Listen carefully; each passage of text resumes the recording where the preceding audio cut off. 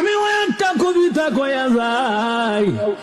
আমার কবিতা হইল, আমার কবিতা ওই দেখা যায় তাল গাছ হবে না, আমার কবিতা হবে ওই দেখা যায় কবরস্থান, ওই আমাদের ঘর, ওইখানেতে থাকতে হবে সারা জীবন ভর।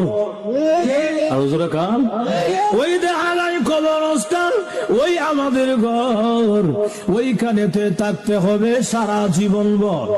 ও কবর তুই চাস কি, টাকা পয়সা নেসনি, সুদ ঘুষ কাসনি বলে না, টাকা পয়সা নেই না, সুদ ঘুষ খাই না, মুমিন বান্দা পাই না, একজন যদি পাই এমনি জান্নাতের বাগান হয়ে যায়।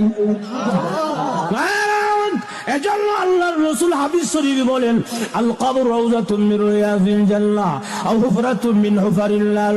কবরটা কারোর জন্য জাহান্নামের গাড়া হবে, আবার কারোর জন্য জান্নাতের বাগান হবে। Likey